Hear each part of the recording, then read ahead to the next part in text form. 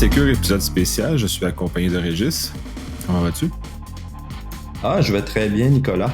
Merci de me réveiller de bonne heure le matin pour faire des podcasts. Parce que pour ceux qui écoutent, on est un vendredi matin puis il est 7 heures. Ouais, je l'ai trouvé, je dirais, cette fois-ci, je l'ai trouvé un peu raide. D'habitude, je me réveille naturellement vers 5h30. Ce matin, ça n'a pas été le cas, fait que je l'ai trouvé un petit peu plus tough que d'habitude. Des fois, les bonnes idées ne passent pas le test du temps. Puis d'ailleurs, de cette expression, on va continuer un peu sur les startups. On avait fait un premier épisode sur ce sujet-là. Là, on fait un deuxième justement pour creuser davantage ce que c'est. Fait que je vais te laisser commencer avec ça, un petit intro, puis ensuite on va glisser, je pense, sur des cas d'études de startups à travers le monde. Ouais, ben écoute, pour ceux ben, tu sais, tu me connais là évidemment du côté entrepreneur en cybersécurité. Puis là, ben, je te dirais, moi, depuis 2016-2017, j'ai développé un côté plus ange investisseur, là, depuis que j'ai vendu ma compagnie. Je rencontre beaucoup de gens dans des incubateurs, accélérateurs. Évidemment, je suis membre de Ange Québec. Je rencontre énormément de VC, de gens en financement. Fait que, tu sais, moi, ce qui m'intéresse beaucoup dans le marché de la cybersécurité, c'est un peu l'aspect un peu financement. Puis, on a quand même en cybersécurité des compagnies au niveau mondial là, qui roulent depuis longtemps. Mais tu sais, ces compagnies-là, à quelque part, ils ont commencé tout petit, puis ils sont devenus gros. Donc, ici au Québec, on le sait, on a beaucoup d'entrepreneurs qui lancent des nouvelles startups en cybersécurité. Fait que aujourd'hui, ce qu'on va jaser un peu, je vais essayer de faire un genre de paysage d'un peu le monde des startups ou des entreprises en cybersécurité. On les nommera pas toutes, c'est sûr, parce que ça serait trop long, là, mais on va regarder à travers la finance, l'état peut-être de ces entreprises. Oui, ça va être super intéressant de creuser ce marché-là. Moi, je le connais très peu, fait que je suis très curieux d'avoir justement voir comment les ramifications, comment ça s'exécute, comment tout ça se vit. Ben oui. Écoute, je vais commencer par une première question facile pour toi en ce vendredi matin de bonne heure. Selon toi, je te lance ça, là, puis tu vas avoir 30 secondes pour répondre. Là. Les trois plus grands manufacturiers de cybersécurité, mettons, qui sont cotés au Nasdaq. Tu sais, le Nasdaq, c'est la bourse technologique américaine. Là. Selon toi, tu arrives à me garocher des noms. Lesquels seraient les trois plus grosses dans cette... On va exclure tout de suite là, les généralistes comme Microsoft, Cisco, etc. Mais selon toi, là, lesquels seraient les trois plus grosses? Moi, en tête, j'ai CrowdStrike. J'irais avec... genre McAfee, je sais que ça existe encore. Puis, j'imagine genre un Checkpoint. OK. Fait qu'écoute, t'en as une sur trois. T'en as une sur trois, c'est quand même bon. C'est quand même bon. Fait qu'écoute, j'ai sorti mes chiffres, je m'étais préparé au mois de juin, là, mais je checkais ça quand même à matin, puis on est au mois de septembre. Là. La numéro un, c'est Palo Alto. Palo Alto au Nasdaq est quand même la plus grosse présentement. Là. On parle d'une capitalisation là, au mois de septembre 2023 de près 75 milliards de dollars. OK? Fait que tu sais qu'il y a 1000 millions dans un milliard, là, c'est que ça fait quand même des gros chiffres. Donc, eux autres, on le sait, Palo Alto, ils sont nés avec des firewall Next Generation, puis après ça, ils ont ouvert le jeu pour aller beaucoup de services en cloud là, qui sont disponibles, mais ils ont une clientèle établie mondiale. Tu sais. À l'époque, ils sont arrivés, ils n'étaient pas les premiers dans le business de la cybersécurité. Hein. Tu te souviendras que c'était Checkpoint avait une grosse partie du marché, Fortinet était là. Fait que le premier, c'est Palo Alto. Le deuxième, c'est aussi un gros manufacturier de firewall, c'est Fortinet. Fortinet, peut-être que Fortinet est moins présent dans la très grande entreprise, mais ils sont extrêmement dominants dans la catégorie là, tu sais, mid-market, petite entreprise, PME, surtout des entreprises. Maintenant, tu as une entreprise puis tu as 250 sites dans ton, dans ton, euh, dans ton entreprise localisés à différents endroits aux États-Unis, au Canada, en Europe. Ben, tu sais, Fortinet, ils ont des beaux produits tu sais, pour être déployés dans chacun de ces sites-là. Et puis, ben, tu devineras que le dernier, ben, c'est CrowdStrike. OK? CrowdStrike, comme tu le sais, Nicolas, c'est quand même étonnant. C'est une compagnie que, il y a 10 ans, ce nom-là n'existait pas. Là. Tu sais, c'est quand même une compagnie qui a grandi Pas mal, là. Puis eux autres, ben, ils ont été très opportunistes, là. Ils ont vu un problème que les autres manufacturiers de produits comme McAfee, Symantec, Microsoft adressaient pas, puis ils ont embarqué bang là-dedans. Fait que, tu sais, on le sait, hein, ils sont très forts en solutions endpoint, là, CrowdStrike, du EDP là, sur le parc de postes mondial. Là. Fait que, donc, quand même, pas loin d'une quarantaine de milliards de dollars de valo pour CrowdStrike. Fortinet, je sais pas de chiffres, mais c'est à peu près 50 milliards. Fait que 75 palos, Fortinet 50, CrowdStrike 40. Ça reste que c'est des gros chiffres, mais c'est des joueurs dominants qui sont, je te dirais bien, pas mal incontournables dans le marché. Oui. Fait que ça, c'était ma question, tu sais, dans le fond, pourquoi je t'ai posé cette question-là, hein, c'est que dans le fond, on le sait, il y a beaucoup d'entrepreneurs qui rêvent de se bâtir une start-up en cybersécurité. Hein, puis t'en connais, j'en connais. Il y en a qui l'essayent. Puis ils veulent, écoute, dans leurs rêves les plus fous, là, faire partie du top 10 mondial, là, des solutions de sécurité avec des sociétés qui vont aussi être dans les milliards puis être cotées à la bourse. Mais je ne sais pas si toi puis moi, on va connaître un jour un de ces entrepreneurs-là ici au Québec. Là, je le sais pas, là, mais tu sais, c'est quand même le chemin est long pour se rendre jusque-là. Ouais, Là. puis ce qu'on voit, en tout cas, moi, ce qu'on voit au Québec, là, puis juste parce que ça me l'a rappelé parce que je l'ai croisé hier. Il y en a des startups qui ont été rachetées par des grands joueurs américains. Il y avait une solution de vote de mot de passe en info numérique qui avait été achetée par Intel, par exemple, par une startup de Montréal. Donc, ça existe, mais c'est pas le chemin où la compagnie elle-même va devenir un grand joueur, mais la compagnie va se faire acquérir par un grand joueur, généralement américain, parce que c'est le marché fait Exact, comme ça. exact.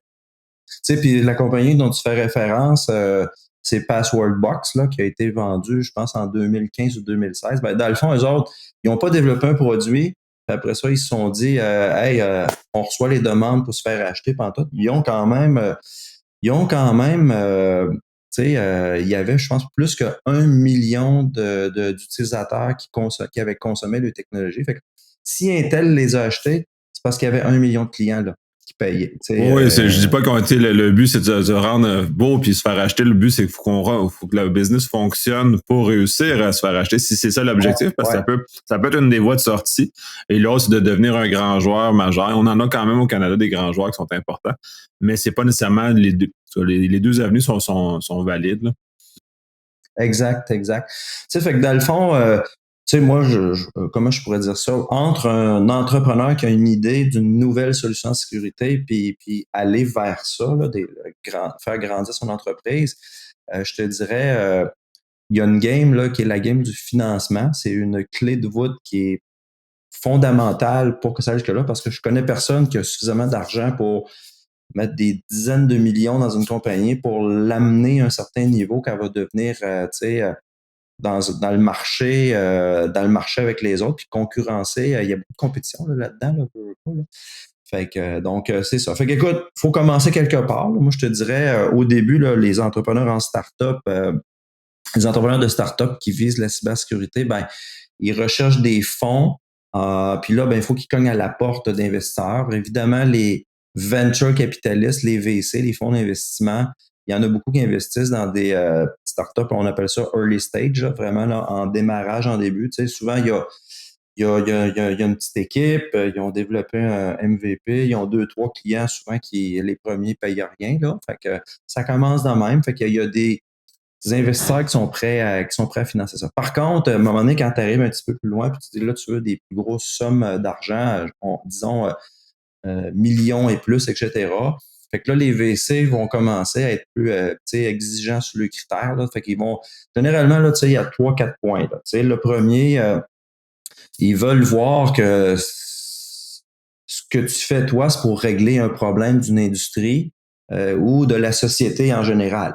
OK? S'il n'y a pas de problème, il n'y a pas d'opportunité. Fait que probablement, il faut que tu réussisses à les convaincre là, qu'il y a vraiment un problème, puis c'est sérieux, puis c'est répandu. Et surtout, que le problème, là, il est immense. Ça veut dire qu'il est répandu, il est large. Parce que tu sais, tu développeras pas, tu n'investiras pas beaucoup d'argent dans une solution, une start-up qui va régler un problème qui touche juste, je sais pas moi, des cas d'exception un petit peu partout, là, ça marche pas. Ça faut que ça soit vraiment, faut qu'il y ait vraiment un immense potentiel. Puis d'ailleurs, les entrepreneurs à succès, c'est ça qu'ils ont été capables de voir et de convaincre des gens d'embarquer là-dedans. Okay, fait que ça, c'est premier élément que les VC recherchent. Le deuxième, ben, il faut quand même que tu aies une équipe de management, je vais appeler ça, moi, impressionnante. T'sais, toi puis moi, on peut se partir une startup demain matin et dire, wow, nous, on est les meilleurs au monde. Okay?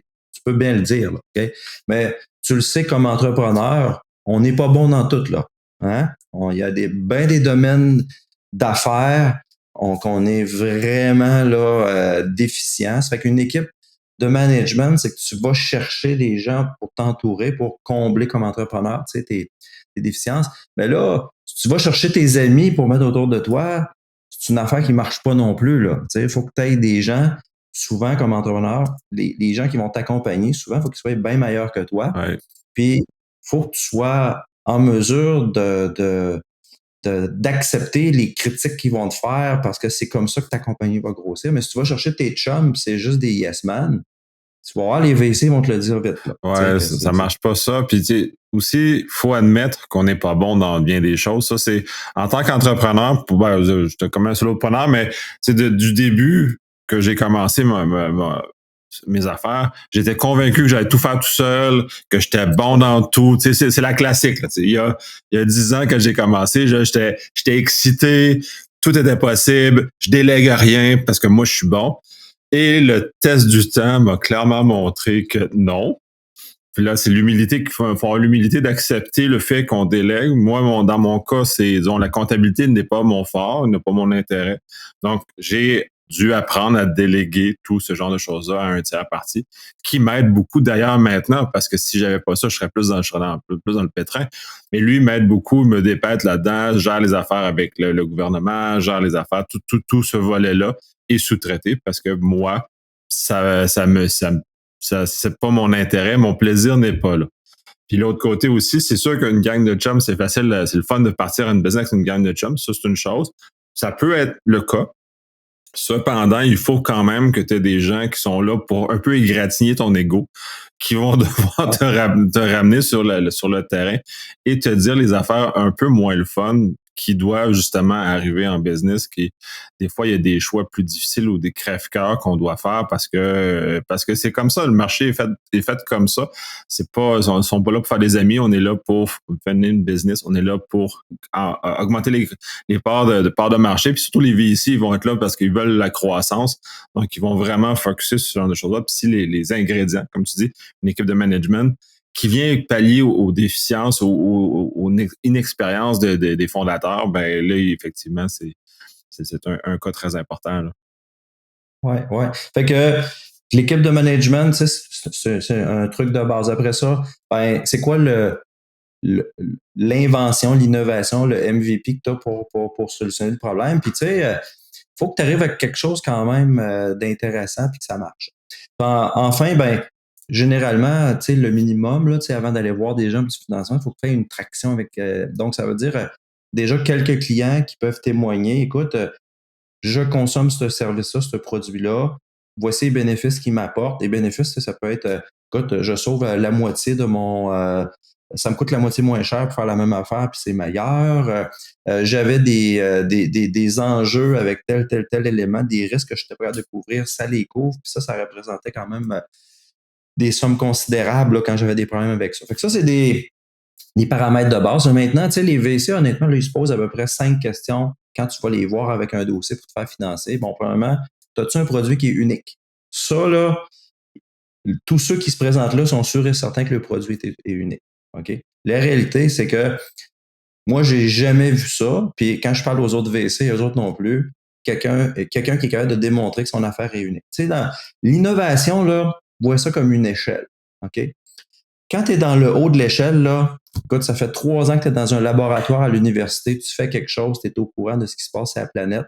Mais même encore là, il y a plein de gens probablement partout sur la planète qui travaillent en secret aussi dans des laboratoires d'université, puis on ne sait pas ce qui se passe. OK? Fait que, en quoi ton produit est unique? Puis tu sais, avoir un produit haut sur l'échelle d'innovation, souvent ça veut dire propriété intellectuelle avec brevet. OK? Si toi, dans ton sol, Nick, tu inventes un nouveau produit, solution de sécurité, sur l'échelle de l'innovation, tu vas être très, très bas. OK? Pourquoi? C'est pas du deep tech, là, où est-ce que tu travailles avec des chercheurs dans des laboratoires, tout ça. Puis ce que tu essaies d'espérer, c'est que quelqu'un investisse là-dedans pour dire, ben, tu arrives le premier sur le marché, mais ça se peut que tu te fasses dépasser rapidement, tu vas être parti. Fait que l'unicité du produit, ça touche énormément l'innovation. Deuxièmement, il faut que tu aies un modèle. La deuxième question qui se pose, c'est qu'il faut qu'il y ait un modèle d'affaires qui est attractif. OK? Tu sais, dire, je vais lancer ça, puis ça va être SaaS, c'est pas ça un modèle d'affaires attractif. Il faut que ça touche bien d'autres choses. Là. Dire, écoute, la façon dont je vais délivrer, puis je vais facturer mon client, par exemple, tu sais, moi, je vois souvent ça en FinTech. Ils livrent un service de FinTech, puis, mettons, ils sont capables, je sais pas moi, de ressusciter des ventes qui auraient jamais dû avoir lieu. Ils sont capables de ressusciter ça. Fait que là, ils se gardent, par exemple, une commission sur les ventes qu'ils ont réussi à ressusciter. OK? Voilà un modèle d'affaires qui est attractif. OK? En sécurité, c'est plus tough. Tu sais, aujourd'hui, tout le monde veut vendre sa boîte, son logiciel ou son SaaS. C'est pas ça, moi, ce que j'appelle attractif. OK? C'est d'autres choses que ça. Fait qu'il faut que tu te colles à l'industrie ou la clientèle que tu veux aller chercher. Ensuite, troisième question qui se pose, ils vous disent, écoute, cette start-up-là, es-tu scalable? Scalable, là, en français, comment on pourrait traduire ça? Écoute, à large échelle, là, ou... J'ai pas de meilleure, j'ai pas de meilleure traduction que toi, c'est qu'il peut grandir de façon non arrêtée. Puis d'ailleurs, moi, mon problème d'entrepreneur, c'est que je ne scale pas. Parce que je grandis pas. Chaque heure travaillée est une heure payée, puis c'est là arrête. Donc, j'ai pas de levier, disons, de levier de croissance pour augmenter mes revenus. On pourrait dire que c'est une forme de multiplicateur des revenus ou d'éléments comme ça. Tu serais 2, Nick, tu ramasserais 2 fois plus de revenus, tu serais 3, c'est 3 fois plus. Tu sais, c'est linéaire. Scalable, c'est que souvent, la même petite équipe, avec le même produit, le même modèle d'affaires, ils vont pouvoir livrer du service à 20 clients, 200 clients, 2000 clients, avec des coûts. Ça veut dire que plus qu'ils vont avoir de clients, plus que leur coût de production, je dirais, va diminuer. C'est vraiment à d'échelle. Et c'est ça que recherchent les VC dans les technologies. C'est vraiment la scalabilité pour dire, écoute, puis il ne faut pas juste que la livraison scale, souvent aussi, il faut que les ventes, ça scale aussi, tu sais, parce qu'à un moment donné, si tu es capable de livrer des produits comme ça très, très rapidement, quasiment en self-consommation, tes clients vont direct sur ton site, ils prennent un abonnement avec la carte de crédit, puis ça va tout seul, c'est parfait. Mais si ça prend 6 mois avec une armée de vendeurs pour générer cette vente-là, c'est pas bon non plus. Il faut que les ventes, ça scale aussi. Fait que ça, c'est la troisième question, la scalabilité. Après ça, la 4, on en a parlé. Le VC, il faut qu'il ait confiance en l'équipe de management. Puis là, il regarde l'équipe de management, il dépose un plan pour dire, voici les projections de revenus sur les 2-3 prochaines années. Là, ils voient, mettons, dans le plan, là, puis ça, on voit ça tout le temps. Première année, mettons, 100 000 de revenus. Là, deuxième année, 3 millions. Ben là, ils se posent la question, comment tu vas réussir à faire x30 de tes revenus en 12 mois? OK? Là, souvent, les réponses qu'on entend, c'est un peu, hey, je vais aller, je vais aller aux États-Unis pour vendre mes affaires. Fait que là, les VC sont pas fous. Ils disent, OK, tu sais, c'est grand, les États-Unis, hein, c'est 325 millions de population. Par quel État vas-tu commencer? Dans quelle ville vas-tu aller? Qui sont tes partenaires là-bas, etc. Fait que, tu sais, il faut que le VC ait une confiance en l'équipe de management. Fait que, tu sais, il déteste se faire remplir là, avec des affaires incroyables. Fait qu'il faut que ça soit sérieux. Puis, cinquième question, souvent, qu'il faut que le VC ait comme réponse, c'est que toi, tu as une bonne idée, tu as un bon produit, tous ces éléments-là, ça marche à date, mais y a-tu un momentum? S'il n'y a pas de momentum, il va arriver quand ce momentum-là? T'sais? Moi, tu sais, j'ai travaillé souvent dans IPv6 quand j'étais jeune. Il n'y a jamais eu de momentum dans IPv6. Ça s'est déployé tranquillement par en arrière, tout ça. Puis là, écoute, là, on est dans l'ère de l'intelligence artificielle. Fait qu'il y a un momentum intelligence artificielle. Donc, un momentum, il faut que des industries disent, écoute, il y a quelque chose de gros qui s'en vient. Là, ouais. Puis, c'est intéressant que tu soulèves l'intelligence artificielle parce que c'est un exemple comme la cyber aussi d'ailleurs. Le momentum est déjà commencé. Et c'est là, tu parlais de l'échelle d'innovation. Ceux qui se positionnaient de façon très bien dans le marché se sont déjà positionnés. Fait que les CrowdStrike de ce monde qui font partie d'une petite start-up et qui sont devenus en capitalisation boursière immense, ben, ils sont déjà positionnés. Au moment où on se parle en termes de AI, par exemple, fait que c'est là Ouais, aussi, il faut enlever l'illusion de l'entrepreneur de ouais, je vais me positionner parce qu'il y a du momentum. Ouais, le momentum, il est déjà dans les mains des des- autres, il est pas à toi le momentum. Fait que si tu vas arriver dans le marché du AI, par exemple, présentement au moment où on se parle, ben, il faut t'amener une innovation particulière qui va te démarquer des autres parce que le momentum, c'est pas toi qui l'as. C'est à l'heure actuelle, c'est les Google de ce monde ou OpenAI qui ont le haut du pavé, mais il existe beaucoup de startups, dont à Montréal, en AI, qui existent déjà depuis plusieurs années et qui se sont déjà bien positionnés pour justement profiter du momentum parce qu'ils l'ont vu arriver d'avance. ouais, ouais. Tu as tout à fait raison. Tu sais, moi, j'ai commencé en affaires à faire de la cybersécurité d'un point de vue travail en 1998. Là, ça va donner une idée de mon âge. Puis, je me suis lancé en affaires en 2002. Fait qu'en 2002, tu sais, puis toi aussi, c'est là qu'on s'est rencontrés dans ces années-là. Écoute, moi dire, pour gagner un contrat de cybersécurité, il fallait évangéliser chaque client qu'on rencontrait. C'était très dur. Fait que moi, j'ai mangé mes croûtes pendant 10 ans là, à partir de 2002. Là. Puis là, à un moment donné, après les années 2010, là, tiens, ça vire de bord. Là, le marché commence à demander de la sécurité au lieu que ce soit moi qui le rende ça dans la gorge. C'est pas pareil, là. Hein? Et éventuellement, ben, mon entreprise a connu une croissance super intéressante après 2010. Puis, j'ai été dans les premiers au Québec, là, à avoir une. Puis même j'étais de Québec, un tout petit marché. J'avais une des plus grosses firmes de cybersécurité au Québec pour faire du service professionnel, mais j'étais arrivé avant, tu sais, le momentum, là. Tu sais, fait que ça m'a pris des années, des années. Fait que des fois, là, il faut que tu sois prêt à manger du pain noir pendant longtemps avant que, avant qu'il se passe de quoi. Mais c'est ça. Il faut que le momentum, tu le vois y arriver parce que, comme tu mentionnes, s'il est déjà commencé ou tu arrives le 12e joueur dans ce momentum-là, ça va être beaucoup plus difficile d'aller chercher ton financement puis aussi prendre des parts de marché, tu sais, là-dedans. Là. Fait que c'est ça. Fait qu'écoute, ça, c'est probablement les 5 questions qui se retrouvent le plus souvent. Tu sais, moi, dans mon rôle aujourd'hui de coach auprès de beaucoup d'entrepreneurs avec des incubateurs, des accélérateurs, dont Le Camp Québec, puis AQC Capital, etc. Là.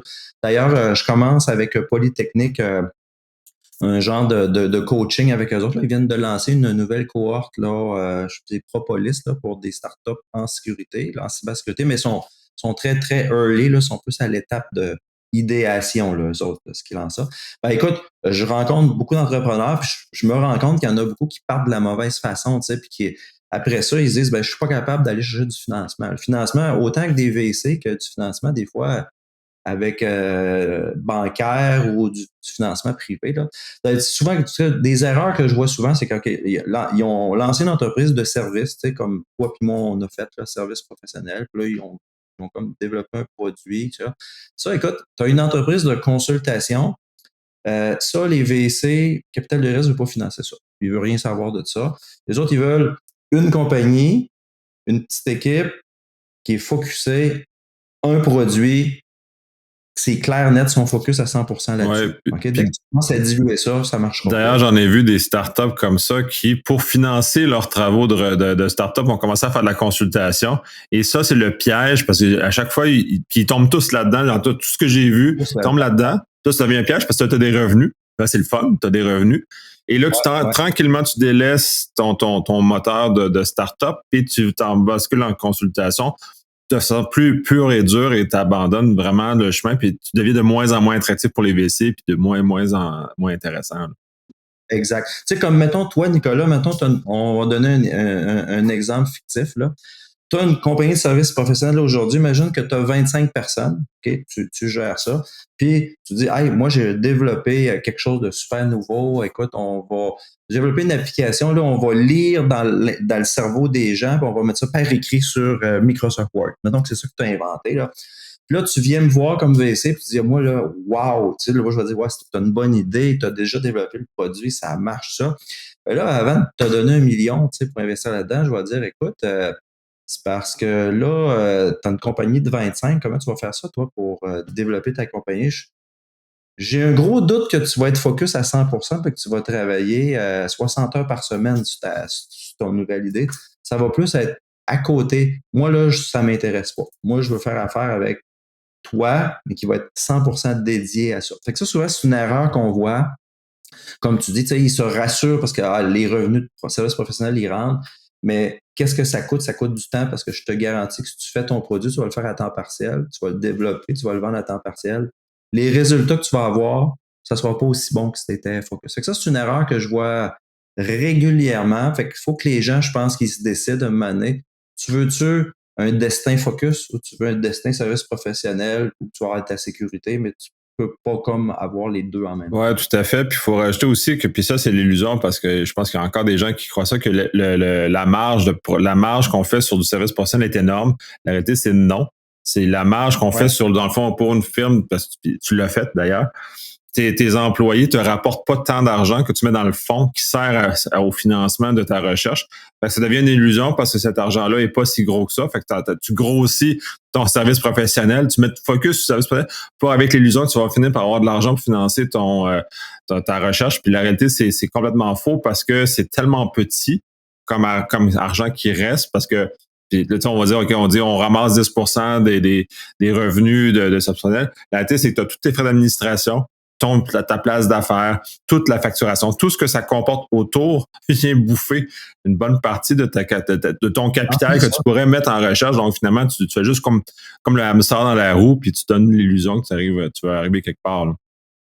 C'est en plein ça. Fait qu'écoute, c'est une question de focus. Fait que il y en a pour ça qui se posent des questions. Hey, je suis allé voir 30 VC, puis j'ai jamais réussi à en faire signer un. Ben, regarde, ton modèle n'est pas bon pour eux autres. C'est tout simplement ça.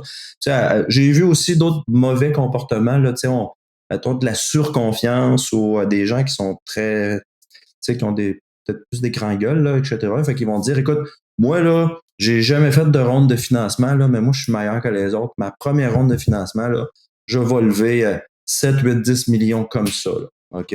Fait que j'en rencontre là, des gens qui me disent ça. Là.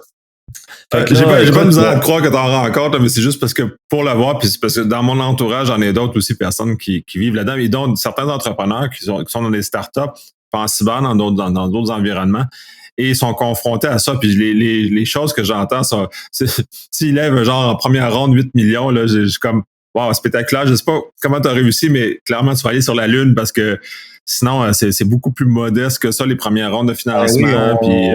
On va parler la première fois de quelques centaines de milliers de dollars, des fois un petit peu entre 1 et 2 millions, puis ça va t'avoir pris 6, 9, 12 mois, puis tu vas avoir bûché, puis tu vas avoir quasiment travaillé la moitié de ton temps comme entrepreneur juste à aller chercher ça.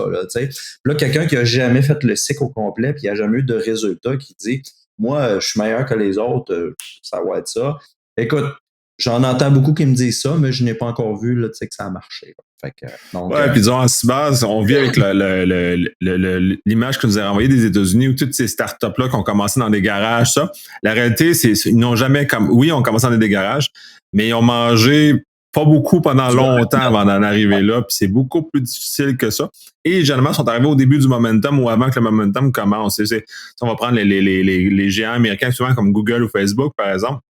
Sont arrivés, c'est eux qui ont créé le momentum, ou soit ils sont arrivés un peu avant le momentum, puis ils ont bénéficié du momentum qui ont ça. Et ils ont travaillé dur avant d'arriver là. Il n'y a pas de magie.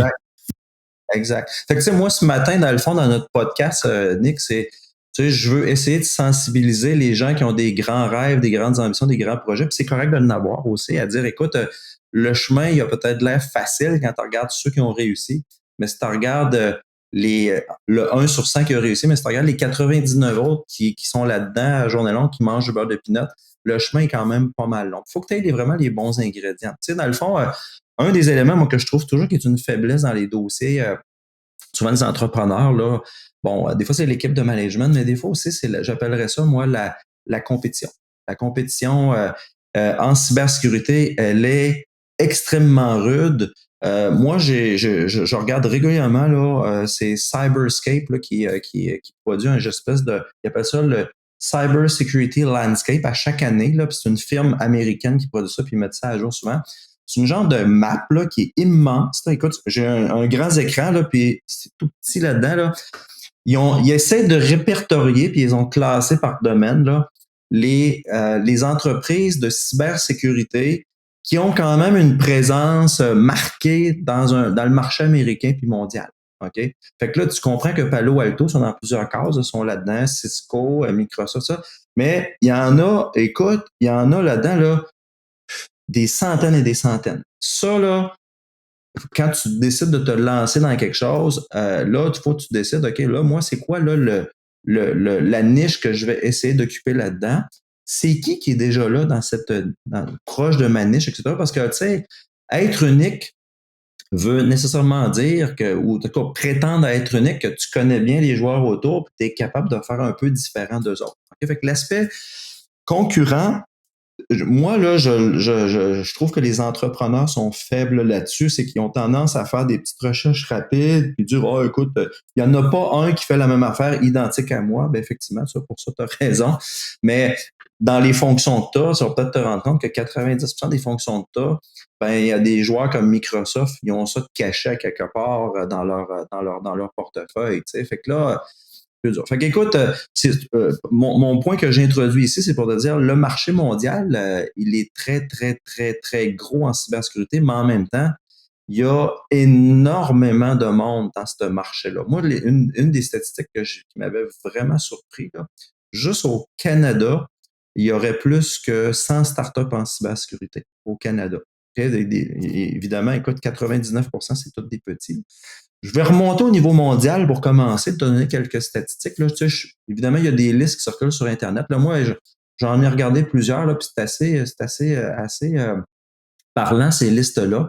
J'ai regardé, par exemple, une liste, c'était le top 70 mondial. Puis sur le top 70 mondial, il faisait la liste des startups. Souvent, c'est des startups qui ne sont pas encore à la bourse, là, donc qui sont encore private capital, puis ils vivent de capital de risque. Sur les 70, là, au niveau statistique, combien tu penses, Nicolas, qu'il y en avait qui étaient, mettons, origine US, selon toi, sur les 70 top au monde? Là, si tu fais des recherches sur Google, tu ne trouveras pas. Probablement pas, puis non, je vais faire ça à chaud aussi, là, c'est un peu l'objectif. J'aurais tendance à penser que le 3/4 des 70 sont américains. Mon réflexe, c'est parce que je sais qu'ils sont très influents sur le marché mondial, mais il doit y avoir aussi d'autres joueurs, fait que ça va être sur 3/4 à peu près 50, 55 à peu près. C'est bon, bonne réponse, fait que ton pif est super bon. Maintenant, qu'est-ce qui pourrait arriver numéro 2 d'après toi dans cette liste-là? Tu sais, ouais, au Canada, on dit qu'on est bon. Penses-tu qu'au Canada, on est numéro 2 sur cette liste-là? Je ne penserais pas. Mon réflexe, ce serait Israël qui serait le deuxième plus grand joueur.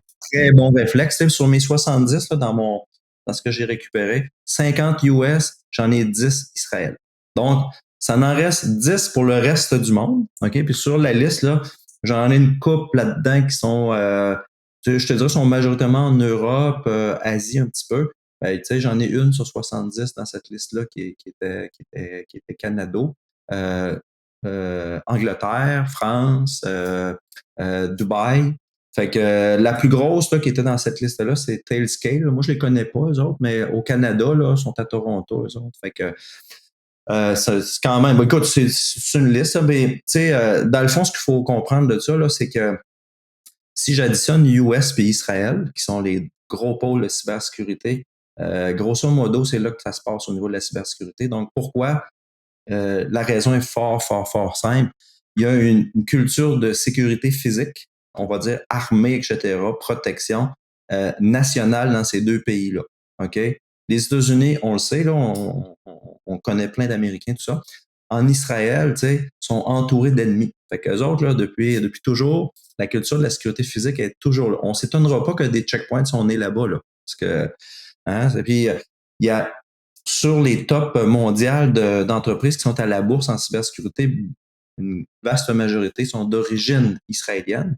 Puis celles qui sont pas d'Israël, c'est étonnant, souvent les VC, pas les VC, les entrepreneurs, c'est des gens, des Israéliens souvent qui ont été, qui sont américains, tu sais. Fait que, dans le fond, la culture de sécurité là, puis évidemment, l'argent. Fait que l'argent est dans ces deux endroits-là. Si toi, demain matin, tu te lances une business en cybersécurité, start-up assez grosse, les deux places où il faut que tu ailles, c'est Israël et aux États-Unis. Absolument.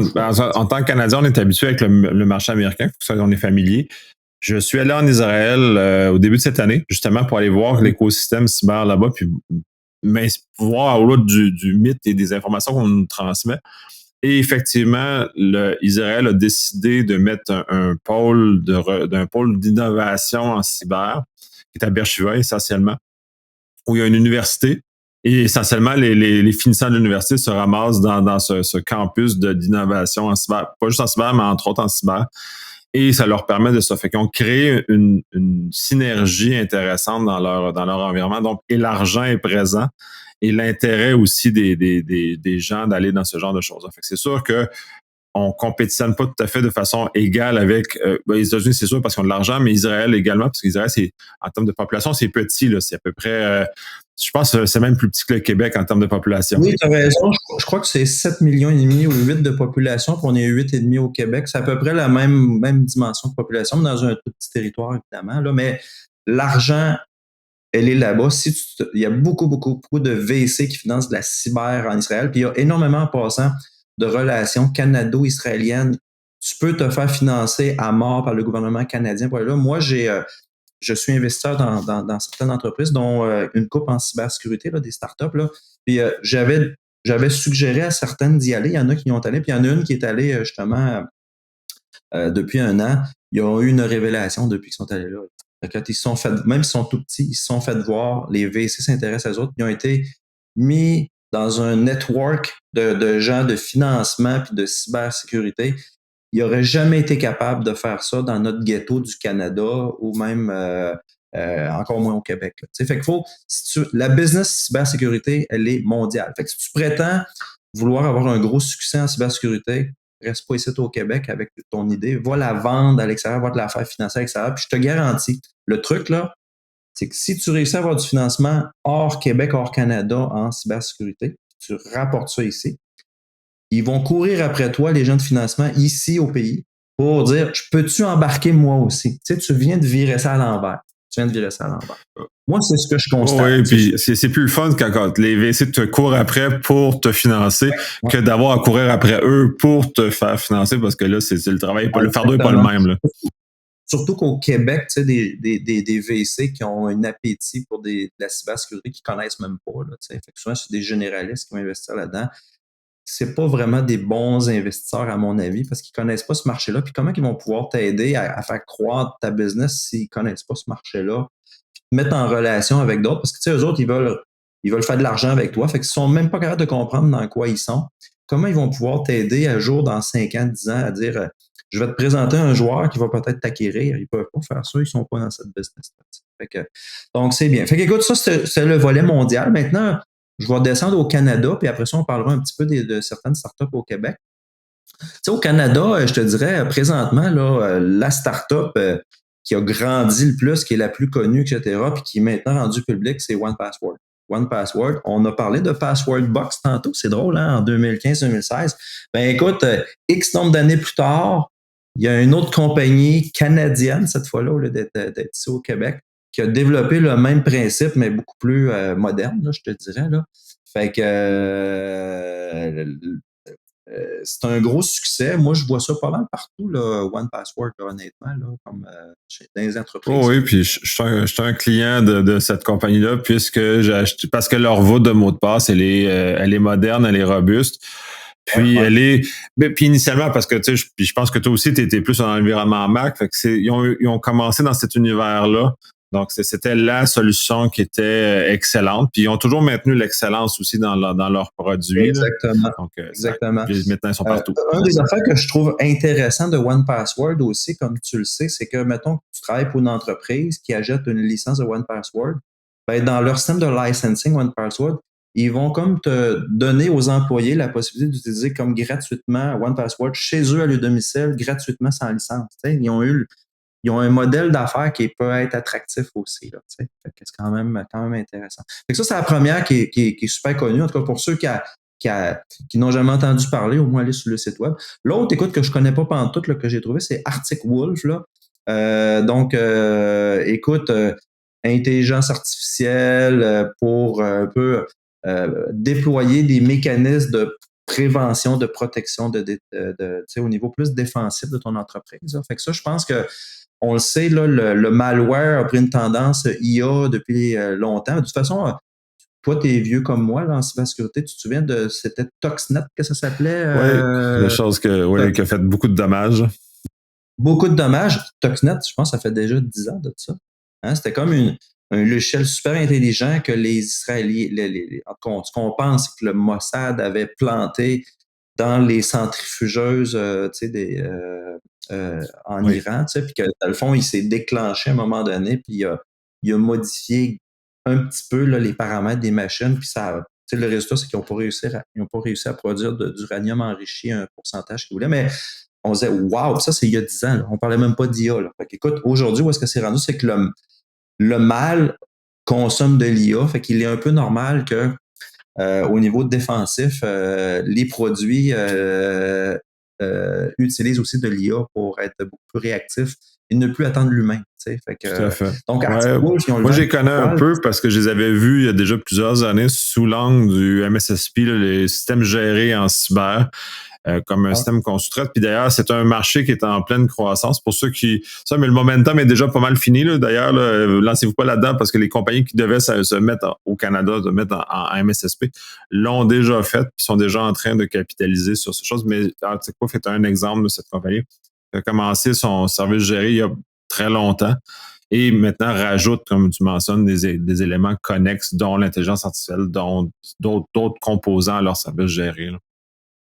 ouais, c'est bien. Fait que, au niveau canadien, je voulais juste noter ces deux-là. Maintenant, on va descendre au Québec parce qu'on a quand même des noms qui reviennent souvent. Puis que moi, dans mon livre à moi, d'un côté financement, tout ça, il y a des belles réussites. La première que tu connais bien, Terra Nova Sécurité, Oui. fondée par Lise Lapointe. Euh, écoute, ça fait longtemps que c'était fondé. Moi, je me semble que c'est 2000 ou 2001 là, que Lise avait parti ça. Là. Donc, eux autres, c'est pas vraiment des contrôles de cybersécurité qu'ils ont développé, c'est le volet sensibilisation à la sécurité. C'est hot, pareil, quand tu y penses. C'est de la formation, puis tu as réussi à travers ça à faire un immense succès. Là, Oui. Puis euh, c'est une très belle compagnie. Ça, c'est un exemple de que ça lui a pris énormément de temps. Que la croissance a ouais, été lente. Puis probablement elle a dû crever de faim au début parce que ça n'avait pas été facile. Parce qu'au moment où elle a démarré, c'était pas super populaire, la sensibilisation. Et ça, c'est un bel exemple de croire en quelque chose qui est devenu un momentum à travers le temps. Et que justement, quand le momentum a pris, ben, elle a bénéficié de ce momentum-là. exactement. Elle avait quand même développé, Terra Nova a développé beaucoup de contenu en sensibilisation multilingue. Écoute, selon les chiffres que j'avais, c'était une quarantaine de langues. Écoute, fait que le même contenu, quarantaine, pense-y, là, c'est génial. Tu offres une plateforme. Où est-ce que ça l'a maintenant à la fin, là, parce qu'il faut comprendre que cette entreprise a été vendue l'année dernière, là. Fait que, mais où est-ce qu'il y a eu vraiment un événement marquant? Je pense que c'était en 2020. Microsoft a décidé d'offrir, d'utiliser son produit. Donc, ça donne vraiment le gaz que tu as besoin. Puis après ça, BDC ont investi, je pense, 9-10 millions un an après. Puis un an plus tard, ben, on a appris tout le monde là, que l'entreprise avait été rachetée. Là, j'avais Help System là, que je connais pas du tout, là, mais donc, ça, pour moi, là, c'est un bel exemple de succès québécois d'une entreprise. Puis bravo à Lise Lapointe et toute son équipe de management. C'est là qu'il faut voir, c'est qu'elle n'a pas développé un engin de moteur de cybersécurité carbure à l'IA. Non, c'est vraiment assez traditionnel de la formation, mais appliquée à la cybersécurité. Puis elle a mené son bateau au bon port avec ça. Fait que ça, c'est la première que je vais te parler. Deux autres, je trouve que ça va très bien là, d'un point de vue finance, un Flare System avec Mathieu Lavoie. Donc, Flares, tu sais, dans le fond, a développé une solution là, pour il écoute ce qui se passe dans les forums illicites, dark web, etc. Puis il remonte cette information-là à leur clientèle pour dire, écoute, on a parlé de toi quelque part là, dans le underground, fait que ce serait il va peut-être se passer quelque chose chez vous. Là, OK? Fait que eux autres, Mathieu, je pense qu'il a fondé ça en 2016-2017, fait que ça fait 6-7 ans. Il a été financé en 2019, là, 1 ou 2 millions, là, si je ne me trompe pas, là, par des investisseurs, des VC québécois, qui avaient quand même bien vendu sa salade. Puis en 2022, il y a des gros joueurs qui ont mis de l'argent là-dedans. Innovia, là, qui vaut Innovia, écoute, ça vaut quand même as un VC qui vaut quand même plusieurs milliards de dollars. Là. Puis il y a le fonds FTQ, etc. là-dedans. Ils ont récolté 12,5 millions.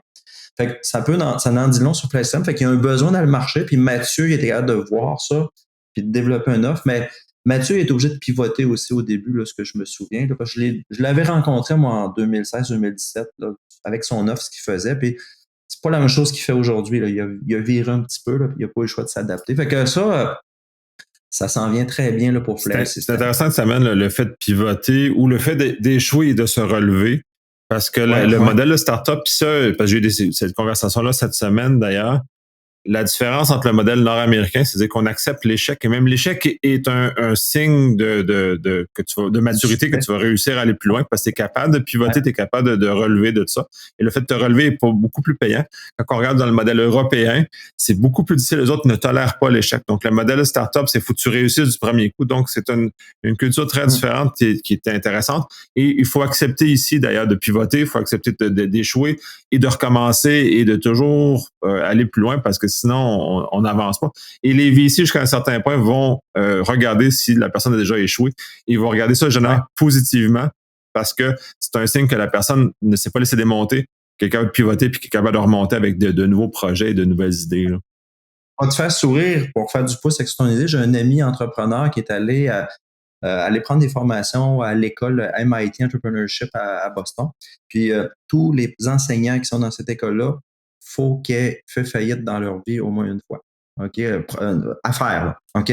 Fait que si tu n'as pas fait de faillite, tu ne rencontres pas le critère. Imagine-toi si on faisait ça ici. Écoute, on passe à RDI pendant une semaine de temps. Là. Si on mettait un critère comme ça, là, on va t'engager comme enseignant au HEC, mais il faut que tu aies fait une faillite personnelle pour savoir de quoi tu parles, tu sais, à tes étudiants. Là. Écoute, ça serait le scandale total. Ah, absolument. Et de ça, au Québec, on est un peu européen en termes de regard sur les choses, malheureusement, là, mais l'effet de vivre un échec comme cela, même si ça a l'air d'être un stigmate très important, c'est tellement riche d'apprentissage que celui-ci a une valeur tellement grande quand tu es justement en entrepreneuriat que tu vas faire des choix et aussi, puis tu parlais de la passion un peu dans tes choses, il faut que comme entrepreneur, tu sois prêt à sauter dans le vide et que tu t'écrases à terre si ça marche pas. Là. Si ton parachute ouvre pas, faut que tu sois prêt à t'écraser parce que le VC, s'il voit que tu t'es pas prêt à t'écraser, il va te dire, non, ta passion est passée à la hauteur. Là.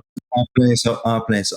Fait qu'écoute, troisième entreprise québécoise là, qui est sous les spots, je dirais, c'est Coach, là, que moi, je connais l'entrepreneur, je connais aussi des membres de son équipe.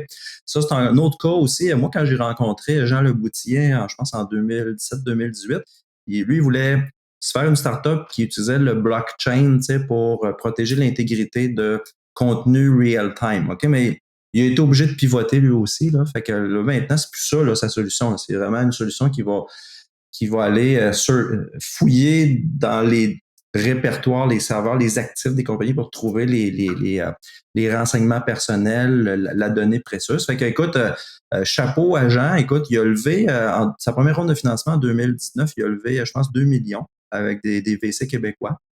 C'était vraiment la ronde qui a été la plus difficile. Après ça, il est allé chercher un VC en dehors du Canada, un VC US avec beaucoup d'argent. Fait que ça l'a permis à des VC québécois de rembarquer là-dedans, comme Desjardins Capital, il est là-dedans. Fait qu'eux autres, ils ne sont jamais allés étudier des dossiers. Ils veulent des VC qui connaissent cette industrie-là. À date, là, QH, écoute, ils ont levé probablement plus que 20 millions de dollars là, de financement depuis leur existence. Fait que sont à surveiller parce qu'ils ont un calibre mondial, eux autres. Fait qu'on va peut-être entendre parler de développement dans le futur. Fait que ça, c'est 3 noms à retenir. Maintenant, 3 plus petits noms pour terminer notre affaire. Évidemment, c'est des entrepreneurs que je connais, puis il y en a peut-être d'autres, là, mais je vais te parler. Donc, il y a Secure Exchange avec Cédric Boivin qui est Cédric est à Drummondville, en tout cas aux dernières nouvelles. Écoute, encore une fois, il a développé quand même une solution d'échange d'informations sécuritaires pour les entreprises. Puis il a visé beaucoup des marchés très focus. Et je pense qu'il est avec les courtiers en assurance, les assureurs, tout ça. Fait que petit train va loin. Là, ça peut être un Terra Nova, là, Secure Exchange. Là. Ça fait longtemps. Sa compagnie doit avoir au moins une dizaine d'années. Là. Fait que, c'est une bonne idée, puis il maintient le cap là-dedans. Là. Fait que ça, c'est le premier. Puis ensuite, deuxième, j'ai cyberwall.ai, là, tu sais, Michel Bourque, que tu connais bien, Michael Nadeau aussi. La compagnie doit avoir 3-4 ans. Donc, ils ont développé une petite solution de surveillance, cyber pour les PME. Fait que il y a beaucoup de besoins, pour les PME si les prix sont au rendez-vous. Fait que ça, c'est quand même une bonne entreprise. Tu la connais, toi, Oui, je la connais. C'est pour plusieurs raisons. De façon indirecte, j'aurais donné un coup de main à un certain moment donné. Donc, oui, puis je connais leurs produits, puis d'ailleurs, je vante leurs produits parce qu'ils viennent répondre à un besoin très spécifique aux entreprises qui n'ont pas la main-d'œuvre pour faire de l'opération en cyber. Donc, ils viennent répondre exactement à ce besoin-là. Et ce besoin-là est immense. J'ai l'impression qu'il va être en croissance. En tout cas, ce que je constate, ils sont en train de reprendre leur momentum. C'est très intéressant.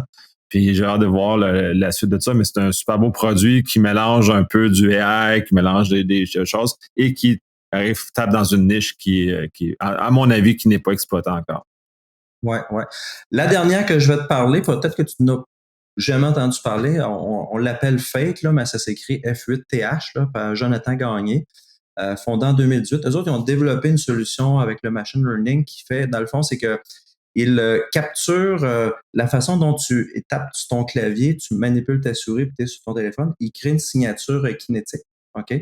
Et qui peut après ça être utilisée pour dire, écoute, s'il y a une personne autre que toi qui est sur ton clavier, ta souris sur ton téléphone, le logiciel est capable de le détecter puis éventuellement de bloquer la session. Eux autres sont dans le mode du Continuous Authentication. OK, c'est ça qu'ils ont développé. C'est encore très petit, ils sont encore dans une étape de product market fit, là, mais tu vois, eux autres, Jonathan, sont allés dans la dernière année virer à l'extérieur beaucoup du Québec, du Canada, dont en Israël, tout ça, puis ils ont eu des révélations qui ont été faites. Ouais, absolument, parce que puis c'est une belle niche où le momentum s'en vient parce que les grands joueurs, puis eux vont soit devenir des fournisseurs d'un grand joueur comme Microsoft, par exemple, où il y a toute l'authentification continue ou la vérification continue devient de plus en plus un moteur intéressant. Donc, il y a eu cette intuition-là de justement se placer là. Puis ces joueurs-là sont en train de le faire. Puis probablement qu'en Israël, il y a un intérêt très grand pour ce secteur-là. Ça en est un exemple. C'est un secteur aussi, je te dirais, écoute, il y a beaucoup de place parce que c'est absolument pas intrusif pour les utilisateurs. Puis avec le télétravail, eux autres, ils ont commencé à développer des business cases, à dire, écoute, les compagnies se posent des questions, les employés qui sont en télétravail, travaillent-tu à la maison? C'est-tu eux autres qui sont sur le clavier ou fait qu'avec une solution comme eux autres, tu peux confirmer ça hors de tout doute. Fait que donc eux autres sur l'échelle d'innovation sont très élevés. Écoute, ils ont des brevets, ils ont mangé du beurre de pinot longtemps, puis ils en mangent encore aujourd'hui. Je te le dis, je les connais bien, là, eux autres, là. Donc voilà. Fait que écoute, pour moi là, je voulais faire un petit tour. Financement, start-up, cybersécurité, parce que c'est un monde extrêmement intéressant, ça bouge beaucoup.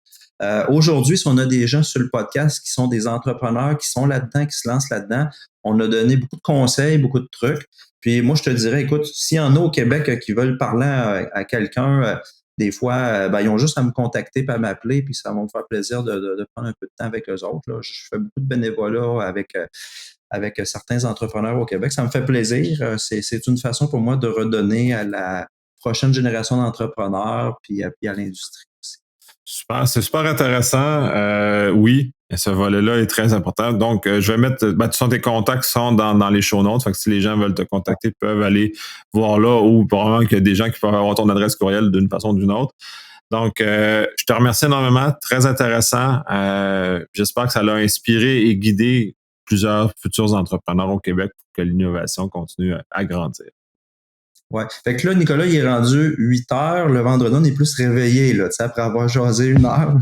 Et le café a fait effet aussi. Le café a fait effet, exact. Merci beaucoup. Fait qu'on se reparle.